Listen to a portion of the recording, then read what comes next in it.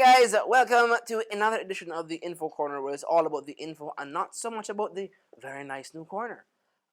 So today we're going to talk about some items. The last Info Corner, depending on when you viewed them, because this is social media, so you can view them in any order you want, truthfully. Right? But previously, we talked about some very small containers, but on the set were these larger containers. And of course, these are what we would call in Jamaica igloos. Funnily enough, Igloo is a brand name. It's a brand. Just like how not every shoe is a Clarks, right? We call them shoes and Clarks. These are ice chests or coolers, depending on who you ask. But you know what? We're going to call them Igloo for the time being because we know what we're talking about. All right. So why am I having these on the set today? What I want to talk about. We mentioned on the infomercial, you guys will eventually see. We talked about having your ice chest, your cooler, your igloo nearby because you need, say you lose electricity during a storm and you need to keep your perishables from perishing. Yes? And we wanted to talk about that in a bit more detail. So why do we use these things? What are these for? Okay? So ideally, you would have, if you have a freezer and a fridge, you have things that are frozen, and you have things that are chilled, and you need to maintain those temperatures for as long as possible. Now, the items that are chilled, it's okay for them to be frozen. It may not necessarily be okay for the items that are frozen to get a little warmer and become chilled. So, if you can, I do recommend you purchase a multiple sizes of igloo. Or, we do actually have this really awesome set available that comes with 3 pieces.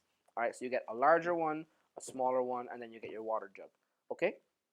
And this can work for you in a pinch. Maybe you have less frozen goods and you have more chilled goods. Maybe you have a cook shop and you have much more frozen goods.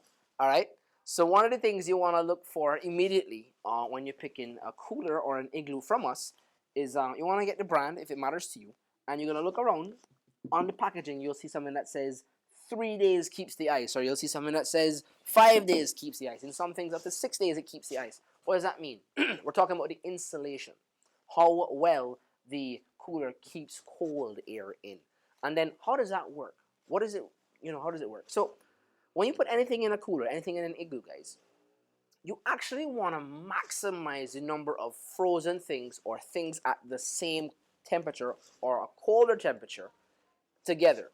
So inside that cooler, whatever air is locked in circulates in there. So you want that air to be as cold as possible, so you fill it with cold things. It's the same idea behind why do you put ice or cold water in an igloo at a party or what have you. You want to get that coldness circulating, right? So the more cold things you put into your ice chest, let's say you have a freezer full of meat. The more things you put in there, the longer it's going to stay cold, provided you are closing it properly. Right? You're keeping that vacuum seal active. So no hot air is getting in and no cold air is coming out. You want as much things in here as possible. So what does that mean? It means if you have less frozen items in your fridge, you don't need a large igloo. You actually want an igloo that will fit your things properly with the maximum amount of insulation that you can afford. Alright? So like I said, what you'd want to do, you want to have 2 separate igloos. So why? So like I said, the temperature of your items in your fridge will be a higher or a warmer temperature than the items in your freezer. If you put those things together, something we call thermal equilibrium takes place, where the cold things and the frozen things are both going to change temperature to find a mean or an average temperature to settle at before they eventually, over time, as warm air gets in, both raise the temperature.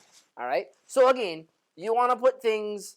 Frozen things, keep them by themselves as much as possible, and your cold things, keep them by themselves as much as possible as well, so that you have the longest life of your perishable items. Again, during a hurricane, you want to have less perishable items on hand, and you want to have more non-perishable items, but hey, this is life, there's reality to talk about, so you need something to keep your frozen stuff frozen, your cold stuff cold, your cold drinks cold. We got you covered. Come and check us out. This has been the Info Corner, where it's all about info and not so much about the corner. I'm Omar, and I'll see you guys next time.